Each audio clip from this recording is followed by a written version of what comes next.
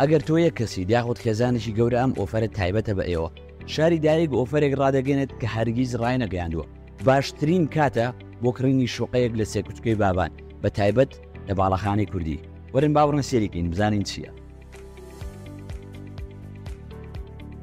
شوقەکانی کوردی تاوەر بۆ یەک نەفەر و دوو نەفەر و هەتا بۆ خێزانیش گونجاوە چونکە